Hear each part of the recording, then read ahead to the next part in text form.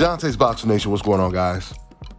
Well, it's starting to sound like a lot of these black fighters, not enough of them, but a lot of these black fighters are starting to wake up. Because Jermall Charlo, he has completely flipped the script and his energy has completely changed for the better when it comes to him speaking up for himself and even speaking up for his brother.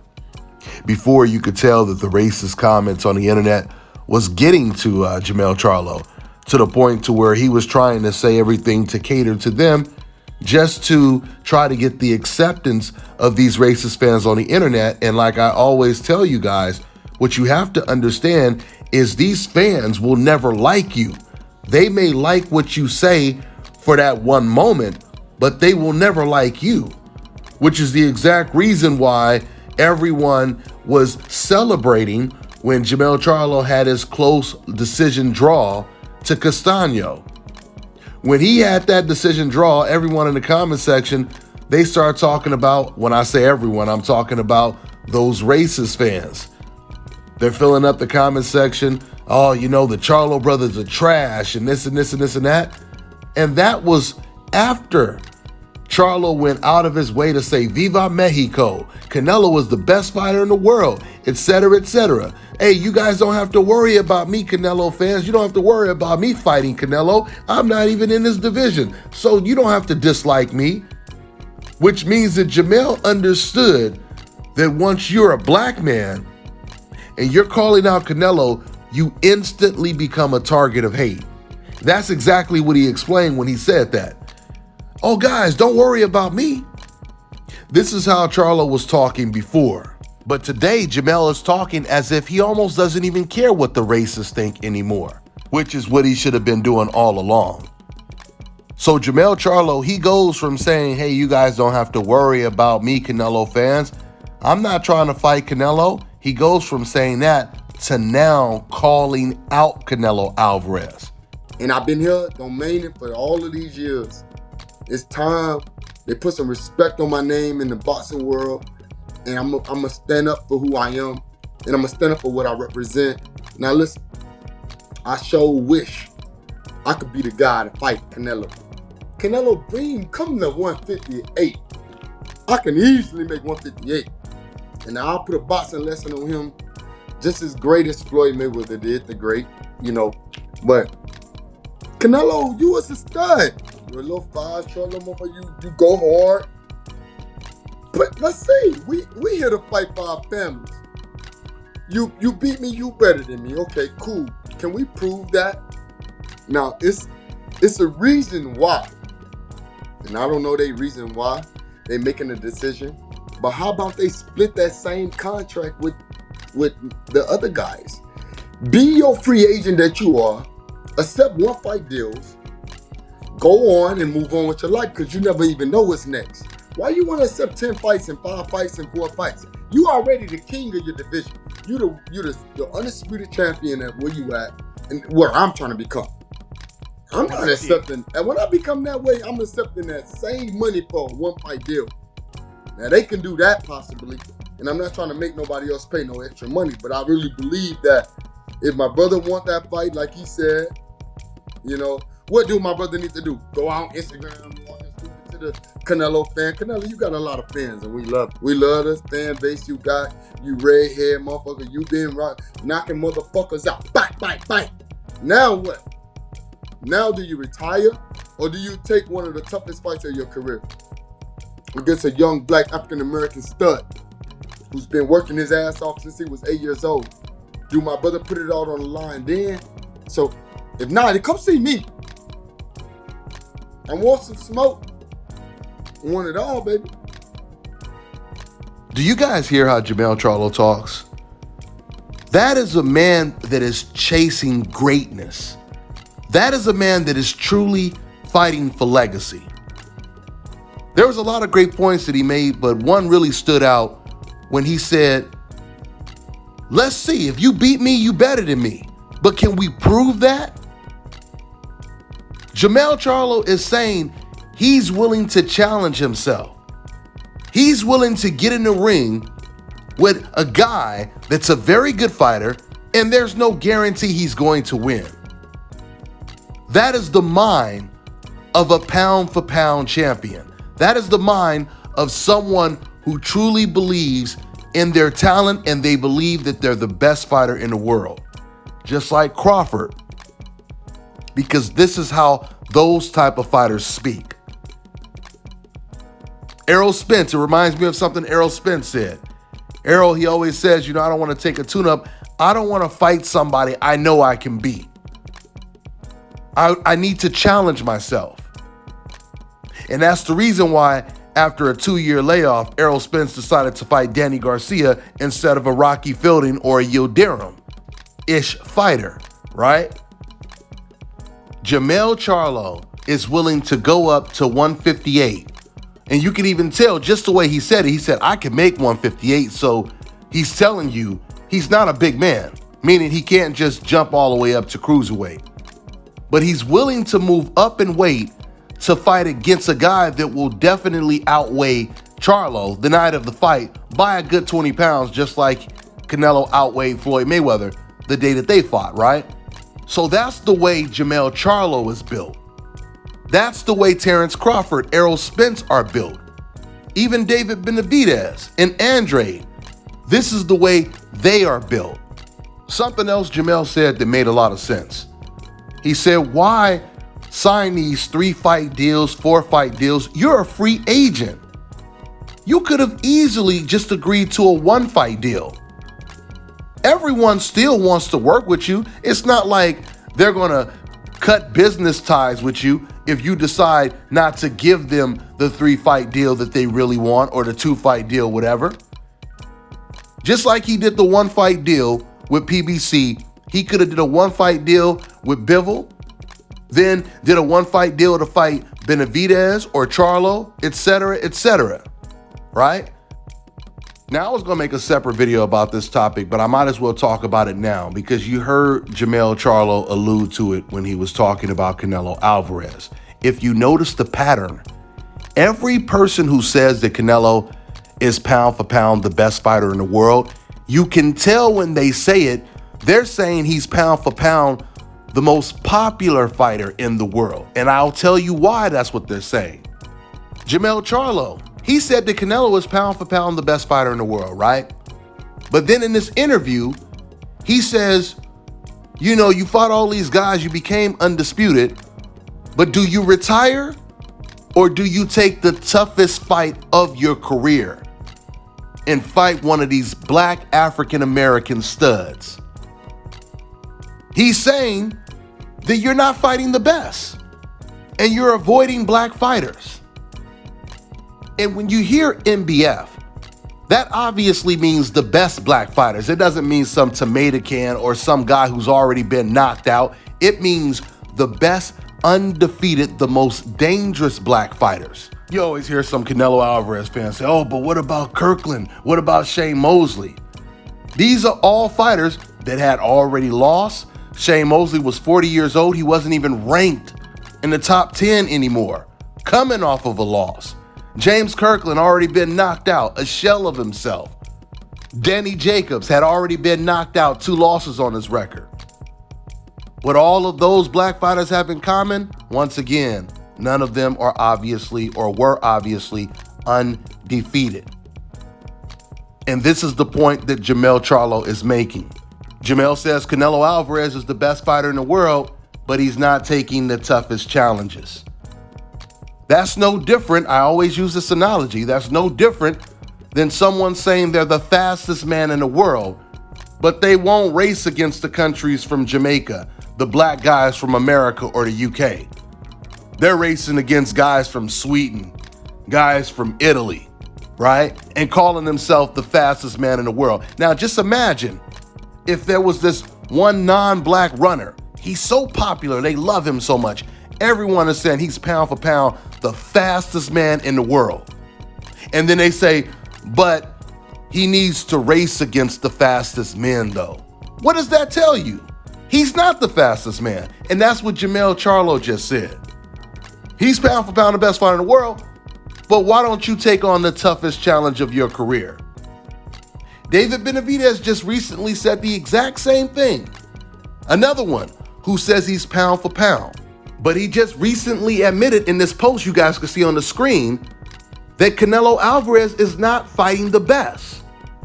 Even though I do believe that Bivol is the best opponent that he has faced in 4 years. In fact, I believe that that's a really, really tough challenge for him. But we're talking about in general. Once again, this is the popular narrative. You can't go against the popular narrative, at least this is the perception. This is the way a lot of these boxers feel, because they don't want their comment section to be flooded with a bunch of racist fans. Boxing champion Stephen Fulton, and pound for pound one of the best fighters in the world, he's a perfect example. All Stephen Fulton said was, "Let's go, champ," because he was rooting for his countryman, Caleb Plant, when he was going against Canelo Alvarez, and Canelo Alvarez fans start calling him all kind of monkeys, etc., etc. And see, the reason why this surprises boxers, black boxers in particular, like Stephen and Jermall Charlo and Crawford and Devin Haney, who have all seen these same type of comments in their comment section on their Instagram, Twitters, etc., etc. The reason why it surprises them, because they don't understand the magnitude of racism that exists in the sport of boxing. They don't understand 90% of fans in boxing are race fans. They're not, a good 10% are real boxing fans. The rest of them are race fans. This is the reason why America is the only country that will root against its own country if the participant is black, especially when it comes to boxing, of course, right? It's the only country that does that, where the American fighter can be fighting someone from the Philippines, Mexico, Kazakhstan, Russia. The American can be fighting against a complete Nazi, a racist like Sergei Kovalev, and America is still rooting for the Nazi over the American. I remember when Jermall Charlo, the night that he fought Julian J. Rock Williams, this was in Carson, California. It was a predominantly Mexican crowd, and they showed Kovalev on camera, right? And the whole crowd just cheered. And then, of course, when they panned over and they showed Andre Ward, all of a sudden they started to boo. And keep in mind, this was before they had fought at all. This was before the first or second fight. And what makes that situation even more ironic is this is at the time when Andre Ward was calling out Gennady Golovkin. Golovkin, who said he'll fight anyone from 154 to 168. This is when Ward was considered pound for pound the best fighter in the world. So Ward is calling out Gennady Golovkin, and what do the fans say? These same fans that are booing him, by the way, they say, "Leave Golovkin alone. Why don't you move up to 175 and fight Kovalev?" That's exactly what Ward did. He obliged him. And yet they're still booing him, knowing that he's scheduled to fight Andre Ward. We know what time it is. So my point and my advice to these black fighters, you all tough, you boxers and all that kind of stuff, don't ever be afraid of what some racist has to say on the damn internet. Don't ever let that discourage you or deter you from speaking the truth, because they're gonna feel the same way about you regardless if you tell the truth or you say what they wanna hear. And this is the reason why I say it makes no sense. You're wasting your time trying to please them by using their talking points and saying things that you think will alleviate a lot of tension and hate in your comment section. You're wasting your time, because you can change what you say, but you're never gonna change the color of your skin, because that's what they're looking at. These are race fans. They are not boxing fans. I'll close out with one more example of, once again, someone saying that Canelo Alvarez is pound for pound the best, but yet saying something that implies there's no way he can be pound for pound the best fighter in the world. Devin Haney. Devin Haney just recently said Canelo is pound for pound the best fighter in the world. But remember, Devin Haney also is the same person who said everyone in that Reynoso gym is cheating and juicing. And Caleb Plant, he agreed with him. So just think about that for a second. And let me put this in a perspective to where even a racist can understand the point that I'm making. Let's imagine if it was a black guy, right? Let's imagine if Terrence Crawford, Errol Spence, one of these guys, Gervonta Tank Davis, tested positive for PEDs, and everyone in his gym tested positive for PEDs, right? And you got all of these boxers saying, oh yeah, you know, Gervonta is pound for pound the best fighter in the world, but he's a cheater though. So in other words, it's like you're saying he's the Lance Armstrong of boxing, right? Lance Armstrong, you can't say that he's the greatest road racing cyclist when we know that his whole career was based on him juicing. Now, don't get me wrong. I'm not saying that if you test positive one time, you know, that everything you did in your career should be ignored. But what I am saying is you can't have it both ways. The guy can't be considered the best fighter in the world and a cheater at the same time. And this is what Devin Haney said, which once again proves that Devin Haney, along with every other black person, they are saying what the popular narrative is. Canelo Alvarez is pound for pound the most popular fighter in the world. He is the fighter that everyone wants to be the pound for pound best fighter in the world. But as Jermall Charlo said, and as Benavidez said, you have to be in there fighting against all of the best fighters, not just one tough challenge. Canelo is only 31 years old. Last time I checked, I believe Crawford is damn near 34 right now, right? And he's talking about fighting against Spence next and then moving up to 154 to fight against the winner of Charlo Castaño. So you can't sit over here and say, oh, you know, now that he's already fought Golovkin, Mayweather, and all of these guys, he doesn't have to fight, you know, tough challenges anymore.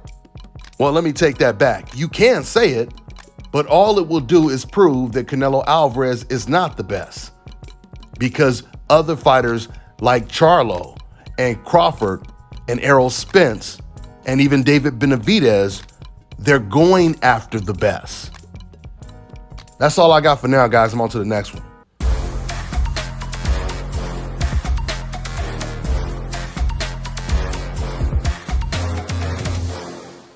My name is Chris, and I'm all the way here from Anchorage, Alaska at Scalp, Carolinas, and I'm here for my second treatment of SMP. Well, I was sitting at home one day and going over my Facebook page, and they have different, you know, like advertisements popping up, and I saw one for SMP, and I saw some pictures of some guys, you know, before and after, and I was looking at that, and you know, it caught my attention. So I Googled it, SMP. Nothing showed up in my area. So you know, I did a little more research, and all of a sudden, Scalp Carolinas popped up in the web browser. So I started watching his videos and seeing all the reaction from all the other people. We talked on the phone, we made appointments and everything. I sent him pictures, and he looked at them, and I was like, can you fix this? And you know, he pretty much said, no problem. My first session, he made me feel extremely comfortable. It was almost like I was talking to family. He started, and during the whole treatment, we talked, and you know, about our families and our life, and you know, and things that he does and things that I do. And before I know it, the first session was over.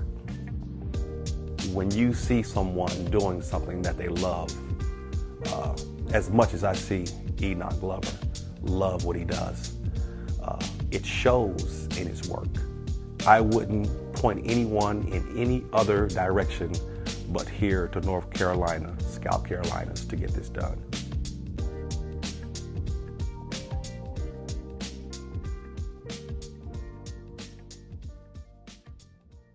All right, now check this out, guys. If you're looking to repair eczema scars, burns and bruises, dark spots and blemishes, then this right here is the perfect product for you guys. It's called LO Key Face and Body Oil. Athletes and top-ranking boxers, they're also using it after training to reduce swelling, inflammation, and to ease the pain. So get yours today. Go to lodkey.com, like them on Facebook, and follow them on Instagram.